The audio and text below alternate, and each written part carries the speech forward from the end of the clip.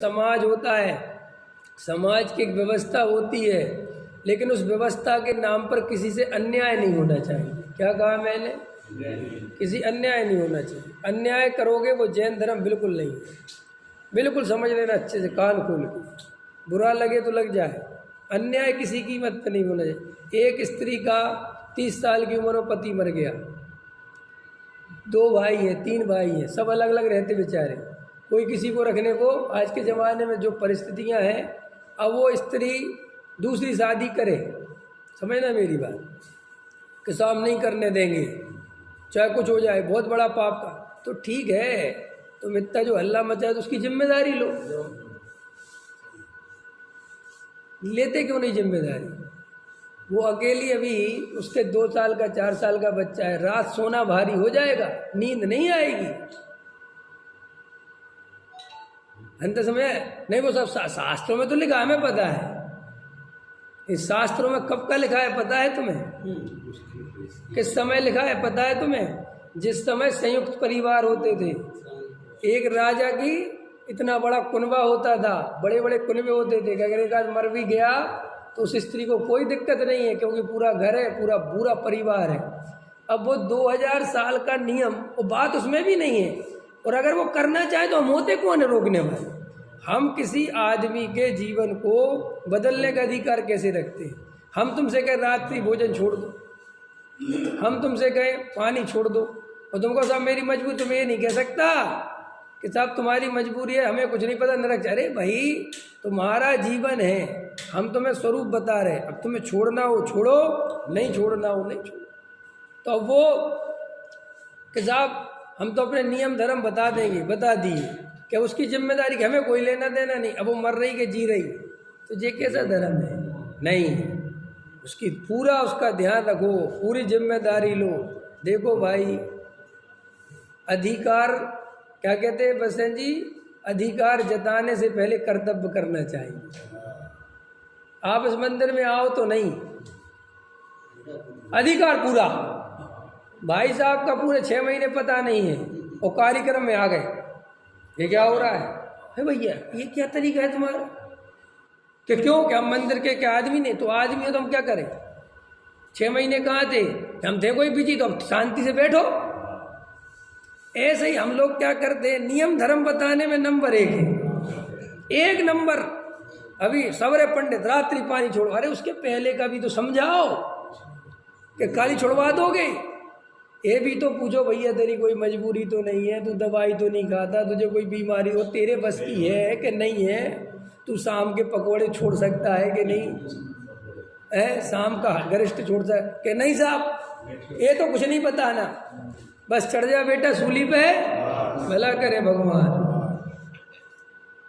कल एक भाई का फोन आया ना मेरे, अरे मैंने कहा भाई मैं किस अपेक्षा से क्या बात बोलता हूँ, उसको गहराई से समझो। अरे हम क्या करें, किसी की दूसरी शादी हम क्यों करवाएं? हमने समर्थन में है ना, हम तो सिर्फ ये कह रहे हैं उसका जीवन है, उसे सोचने दो। तुम अगर उसके लिए कुछ करते हो तो करो। तुम्हारा एक भाई है, समझना मेरी बात, छोटा भाई अथवा बड़ा भाई, मदद कोई नहीं करता, मदद करने को कोई राजी नहीं है, लेकिन बेचारा, और वो धर्म समझता नहीं। घबराना नहीं, मैं जो बोलने जा रहा हूँ अभी बहुत खतरनाक बोल रहा हूँ, मुझे प्रैक्टिकल बात होती है। वो तुम्हारा 50 रुपए का केला नहीं खरीद सकता, 10 रुपए किलो का आलू खरीद सकता है। तुम आलू के पीछे पड़ जाओगे पापी, लेकिन उसे लेके तो दो 50 रुपए का केला। देते क्यों नहीं? हम व्यवस्था कुछ नहीं करेंगे, लेकिन हम तुम्हें रहने शांति से नहीं देंगे। व्यवस्था किसी को नहीं देना है, कोई नहीं देने को राजी है। मैंने कितने परिवार देखे, भाई बेचारा परेशान है, दूसरा भाई करोड़पति अरबपति है, मंदिर में जाके लाखों रुपए दान कराएंगे, लेकिन उसकी बेटी की शादी को 50,000 रुपये देने पड़ जाए तो नाक से गोड़ेंगे। हमने कहा ठेका ले रखा है, और अब बाप हमें क्या दे गए थे? सब तुम्हीं को तो दे गए थे। अरे ये भाषणबाजी चालू हो गई। अभी तो बड़ा धार्मिक बन रहा था, अब तेरा न्याय धर्म कहाँ चला गया? ये वो चीटी को बचाएगा भी, चीटी पैर के नीचे नहीं आ जाए। और संगी पंचेंद्री के साथ ऐसा व्यवहार करता है, भाई के साथ ऐसा व्यवहार करता है। एक अपनी बहन परेशान है, 4-4, 5-5, 6-6 भाई है, मदद नहीं करेंगे। हम क्या कर सकते? क्यों नहीं कर सकते? क्यों नहीं? जब मंदिर में लाख रुपए दान दे सकते हो, 10 लाख रुपए दान दे सकते हो, 10 करोड़ दान दे सकते हो, तो मदद नहीं कर सकता। वहाँ भाग्य याद आ जाता है दूसरे का, अपना अपना भाग्य जी क्या है कि कौन भाग्य याद आता है कि देना नहीं चाहते। तर्क है ये सब कुतर्क कि साहब ऐसे तो हम मदद करते ही रहेंगे। अरे तो 2-4 बार तो कर दो, 5वीं बार हम कह देंगे नहीं करना। ख्याल में है आपको? ये शास्त्रों में से भी ऐसी बातें छांट के लाता है जिसमें इसके ऊपर कुछ ना पड़े। चतुर है। एक बेचारी स्त्री, अरे उसका पति मर गया, उसमें वो क्या करे। राजा राम मोहन राय के समय में स्त्रियों को चिता पे बैठा देते थे, उनसे पूछते भी नहीं थे। ये अपन को आज लगता है बस्सेन जी, उस महिला का दुख सोचो, कल्पना। मुझे आंख में आंसू आ जाता था जब मैं 5वीं क्लास में पढ़ता था। राजा राम मोहन राय में कहते बाप रे बाप, इतना घनघोर अत्याचार, इतनी पापी समाज रही है, इतना पाप। और तुम कहते हमारे तो झूलो झूलो मोरे वीर, झूलो झूलो मोरे वीर, इस पलना में झूले कैसे कैसे वीर, रामचंद्र से योद्धा झूले हनुमान से। बोलते रहो। और ये दूसरा इतिहास भी तो सुनाओ क्या क्या हुआ है। वो राजा राम मोहन राय को पत्थर मारे, उसको बिल्कुल मार डाला राजा राम मोहन राय। क्यों? तो उस बेचारे ने ये बोल दिया कि जिस सती प्रथा का धर्म ठीक नहीं है भाई। अरे कोई अपने मन से सती होना चाहे तो ठीक है, लेकिन ये जबरदस्ती आग में डाल दो। अरे कोई महिला, उसका पति मर गया और वो आर्य का बन गई, समझना मेरी बात, ये तो उसकी स्वतंत्रता है, लेकिन सबको ही आर्य का बनना चाहिए।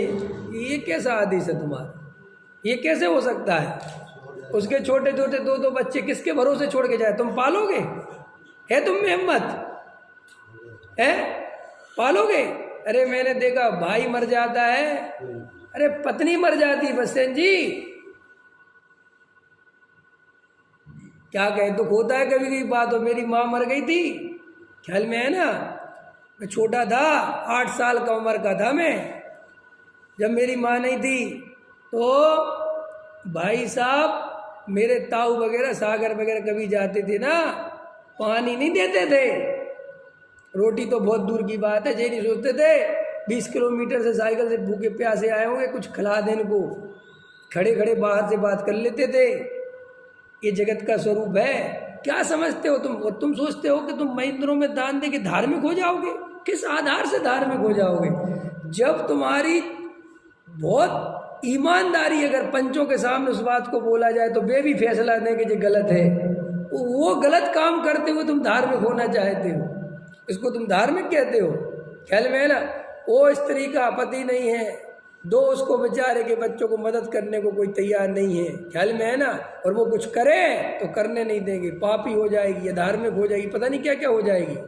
उसी विधवा स्त्री को सब ऐसी हिकारत की नज़रों से देखते हैं, अलग ही दृष्टि से देखते। क्यों देखते हो?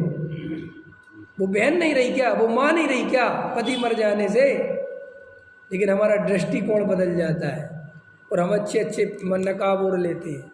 तो वो राजा राम मोहन राय जब ये बोले, ओ मैंने वो कहानी पढ़ी है, कहानी पढ़ोगे तो हिल जाओगे। सुनो मुकेश जी, कहानी कितनी खतरनाक है। ये किया गया है, अच्छे अच्छे कुलों की बात बता रहा हूँ मैं, कि क्या कि जब उस स्त्री का पति मर जाता था तो धतूरा पिला देते थे, धतूरा, ताकि वो पागल हो जाए, और पागल हो के वो अजीब अजीब क्रियाएं करने लगे और उसको जाके आसानी से चिता पे बैठा दिया जाए। जलती हुई चिता पे बैठाओ तो कितनी बड़ी हत्या है, ख्याल में है ना? अरे उसने भैया बहुत पत्थर खा खा के इस प्रथा को बड़ी मुश्किल, और अभी भी कुछ अच्छा नहीं है। अपन को लगता है आज भी छोटे छोटे गांव में जाओ तो देखो तो ये तो दिल्ली शहर है तो चकाचौंध में कुछ पता नहीं चलता, अन्याय की सीमा नहीं है। अभी देखो उसका बयान आया एक राजस्थान का किसी मंत्री का कि आज भी राजस्थान के ऐसे गांव हैं जहाँ से छोटी जाति का आदमी जूता पहन के नहीं निकल सकता, अपने लड़के को दूल्हे को घोड़े पे नहीं बैठा सकता, वरना मारते हैं पकड़ के जाकर। तुम बैठा सकते हो, वो नहीं बैठा सकता। तुम बढ़िया बढ़िया जूते पहन सकते, बेचारा वो नहीं पहन सकता। वो इंसान नहीं है, वो जीव नहीं है, वो आत्मा नहीं है। छोटी जातियों पे अत्याचार होता है, कितने लोगों को तकलीफ होती है, कितनों के हाथों में दर्द होता है कि रे जीव को कितना तकलीफ देते हैं। क्या सोचते हो संसार में भाई? नैतिकता अंदर से आनी चाहिए, सब जगह आनी चाहिए। खाली शास्त्रों में से पढ़ पढ़ के नैतिकता बनोगे, वो तो आर्टिफिशियल नैतिकता, वो कोई दो कौड़ी की है, वो नैतिकता कहलाती नहीं। ये न्याय नहीं है कि शास्त्रों में लिखा कि मंदिर बनवाओ, मंदिर में दान दो तो दान दे रहे हो, लेकिन भाई की मदद नहीं कर रहे हो, ये नैतिकता नहीं।